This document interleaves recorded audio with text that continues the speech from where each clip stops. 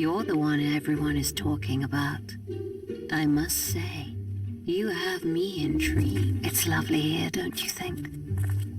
But sometimes it feels like the loneliest place in the world. Lady Elvira Grey is the mayor of Bowerstone in Fable, Fable TLC and Fable Anniversary. Lady Grey first appears in a cutscene after the player completes the arena quest. She is seen arguing with Thunder due to her new interest in the new arena champion. She is impressed and becomes increasingly infatuated with the hero, thus making Thunder extremely jealous as he had been courting her for some time. When Thunder threatens the player if the player decides to defeat Whisper in the arena, Lady Grey expresses her disdain for family ties and past glories, calling Thunder an old fool, relentlessly so. Until you have completed the arena quest, it is impossible to gain access to Bowerstone North. There's a lot to say about Lady Grey, which is partly why I picked her for my first lore video, because there's just so much to her. She is always seen wearing a purple dress with 2 flowers in her hair, blonde hair, and the camera angle is tilted slightly upwards when interacting with her, maybe to show a sense of her power over you, or her looking down on others as if she is above them. You are able to take on either the Mayor's Invitation quest or interact with the lunatic in Bowerstone North Prison to investigate into the allegations made about her and her rise to power. In Mayor's Invitation, you are asked to essentially jump through hoops. You buy her black roses, you find her missing necklace, you buy a house of your own in Bowerstone, and finally, you duel Thunder to prove yourself as the best suitor. Different times, right? However, if you choose the investigation quest, it is difficult to get both silver keys and impossible to open the demon door at the Grey House.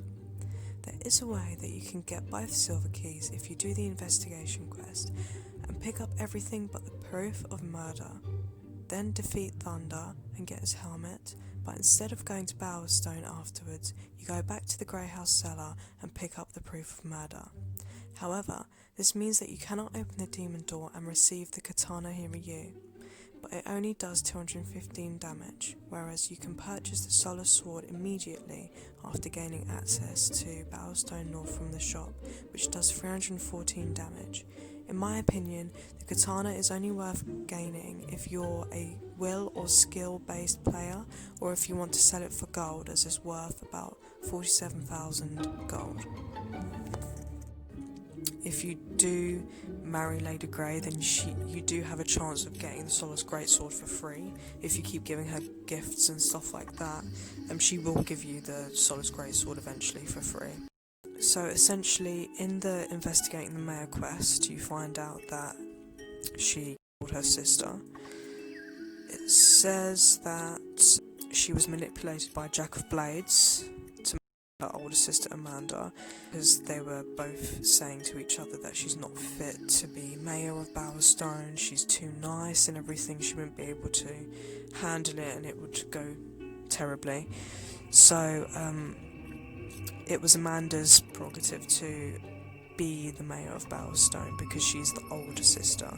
So the only way that Lady Grey could become mayor is to her own sister. Jack of Blades said it was a great idea, basically. She locks Amanda in the cellar of their childhood house, the Grey House. She does, hoping that her boyfriend will come to save her, but, you know, this is a bit depressing, but the cellar runs out of oxygen and imagining she's in the arms of her boyfriend, which is quite sad.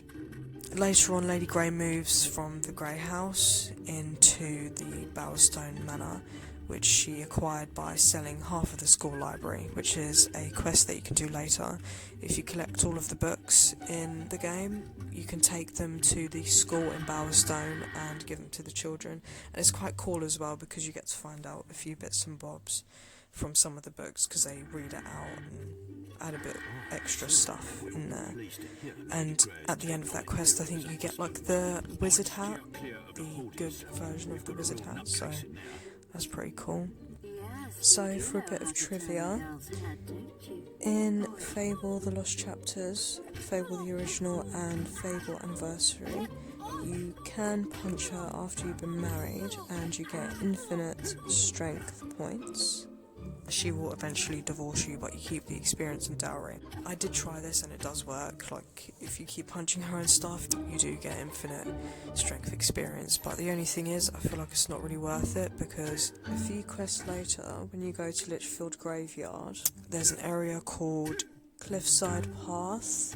The undead literally just respawn constantly, and then all you have to do is use a spell that protects you from getting hit.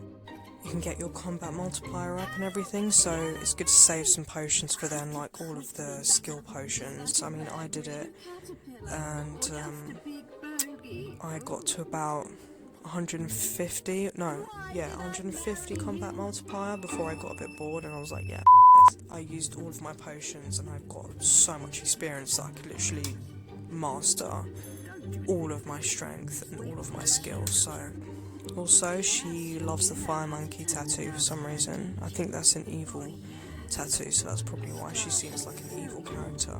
If you choose to marry Lady Grey, you receive a dowry of 15,000 gold, which is the largest marriage dowry in the game. She will never obey the command follow. If you do the courtship quest, she'll ask you for a gift, and she wants specifically the black rose. It's the only gift she'll accept, but if you try to give her one after you're married, she'll say, is this some kind of joke? Which I thought was quite funny. You can kill Lady Grey, but it's quite complicated and time consuming. After you complete the Mayor's Invitation quest, she loses invincibility. In order to kill her, you have to aggravate the guards and get them to pull out their crossbows and stuff. Then go to Lady Grey, and with a bit of patience, one of their arrows will hit her and kill her eventually. Apparently she has a unique animation, so you can marry her and everything like we've said before, but in Fable 2 it is revealed that Lady Grey was convicted of being a witch later on. This could have happened even after you married her, maybe someone else found out about her or something. She was murdered by an angry mob, dismembered, and she had her body parts spread across Albion. Her head was placed in a tomb that she had named after herself for when she had died. Her lower body was placed in a cave in Brookridge, which is the Hob Cave, and her upper body was deposited next to Twinblade's coffin in his tomb, which is quite strange. There are no records of this happening in Fable, Fable TLC, or Fable Anniversary.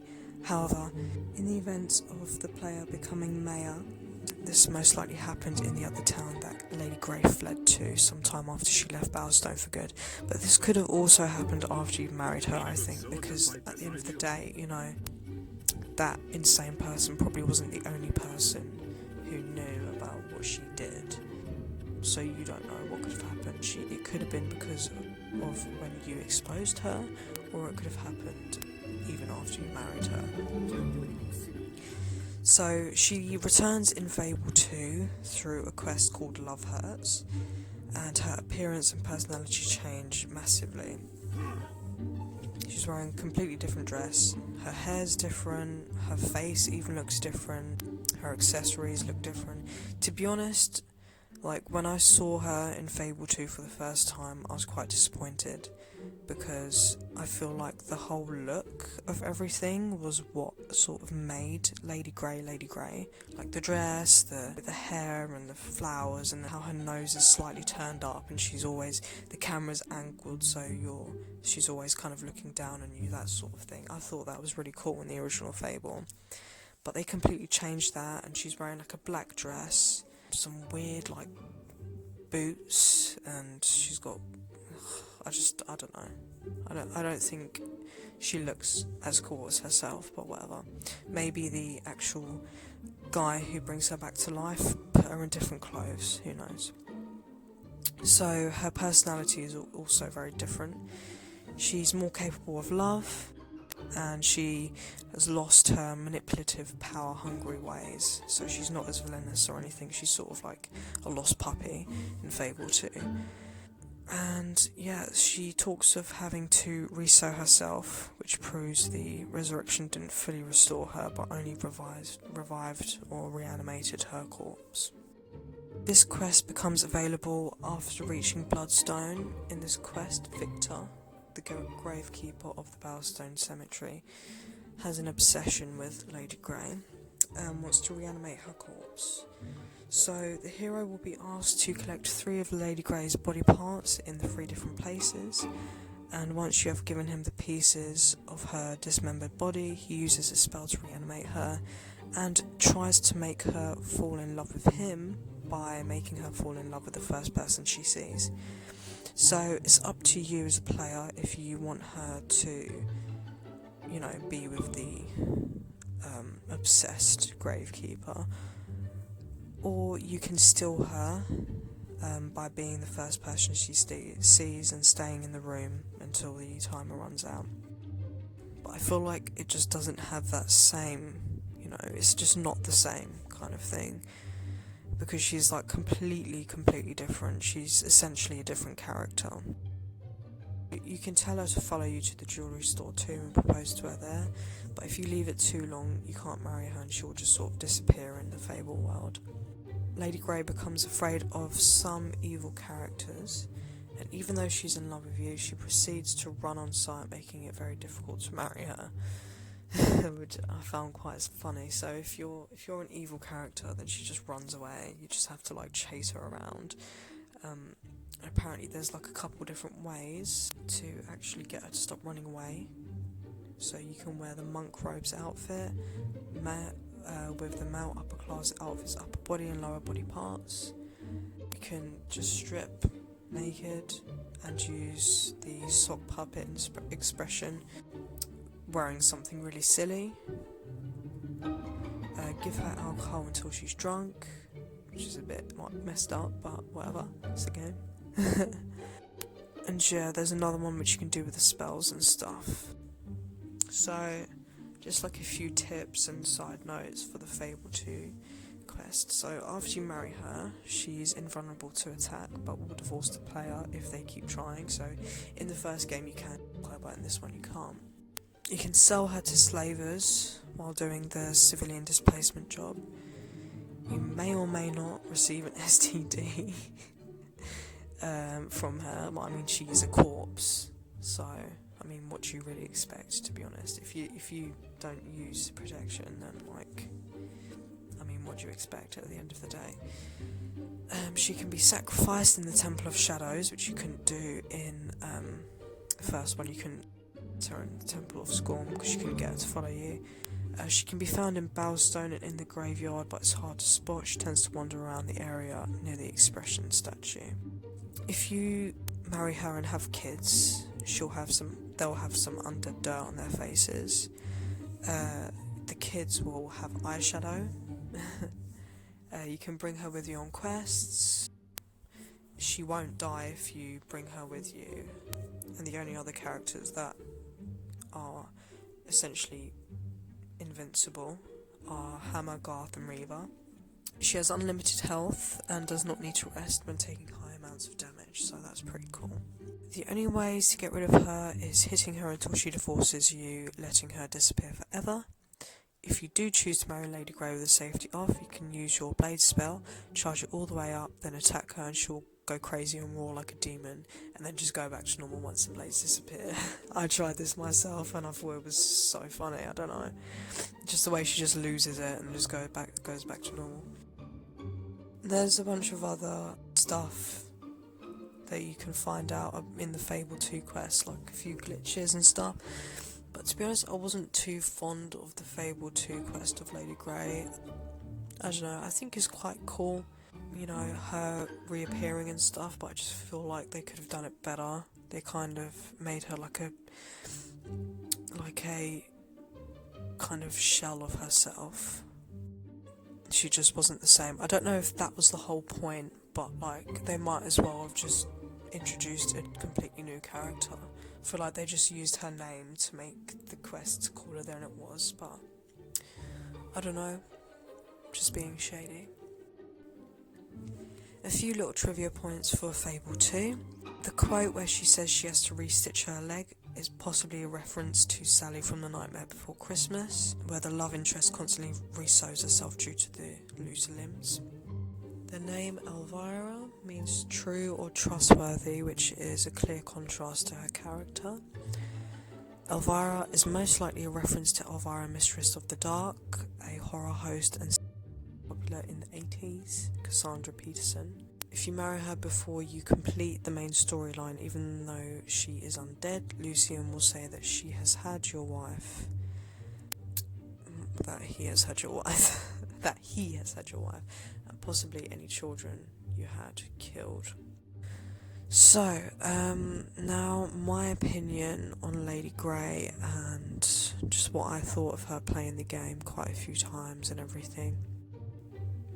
I don't know, I think Lady Grey is quite a cool character because, you know, throughout the game you sort of hear her mentioned quite a lot and she has an influence on quite a lot of people. When you get locked up after the Lichfield graveyard quest and everything, you know, the guard is writing poems about her and stuff. She has a lot of power over people, and I don't know, I think she's just quite an interesting character. She's more than just sort of like, oh, it's just, you know, the Mayor of Battlestone. There's quite a lot to her.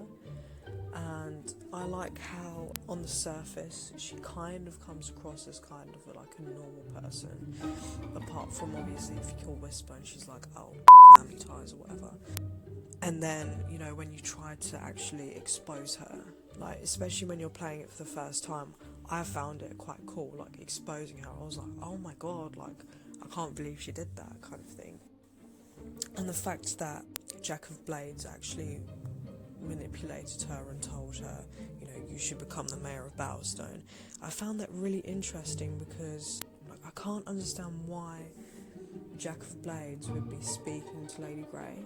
He must have influenced a lot of other characters and stuff, which I'll be looking into later on. But, you know, I think it's just crazy that, you know, even early on, Jack of Blades was speaking to Lady Grey and saying, oh yeah, you should do this, you should do that. And that means initially, you know, Lady Grey didn't even have that in her mind probably. She probably would have just been like a normal person and gone on to be the sister of the Mayor of Battlestone. So it's interesting how she was manipulated and sort of became kind of an evil character. She seems to like all of the evil clothes and things like that in the original game. And it's quite cool how she gives you one of the most valuable swords in the game. Like, it's really up there with the damage and everything like that. I just think the whole idea and concept of it was really cool, especially playing the game for the first time and seeing that kind of character. In a way, even though she's quite evil, I quite like her personality. Like, as a woman, like, I think that, you know, the way she just doesn't take any from anyone. She's above you and she's always looking down on you. Even the camera is lower down, so she's looking down on you and everything. I just think that's really cool. Just the way they set out the character and everything, it just makes you feel like, you know, you're making real decisions here and you're meeting real people here. Which in the second Fable, I don't know, in the second Fable, I didn't really like the other Fable. I mean, I did, but I just feel like, you know, she was just a shell of who she used to be. She didn't have any of the characteristics that made her interesting. It was just sort of like a brand name, you know. It's like Lady Grey. I mean, it's good that they did put her in the second game full stop, but at the same time, you know, they could have done some really interesting things with that, with her, like, personality as it was. I think her just being a sort of lost puppy and empty shell in the second game was just a bit meh. Didn't do the character justice, really. So yeah, let me know if you have any questions in the comments, and let me know if I missed anything out. I don't think I have. It's been quite a long video, and I hope they if they do make a new Fable game, that they will sort of bring in interesting characters like that again. You know, like a character that is just different to every other. Well, she's not different to every other character, but she has unique characteristics and like a dramatic backstory, which I really liked. So we'll see what happens. Anyway, thank you for watching.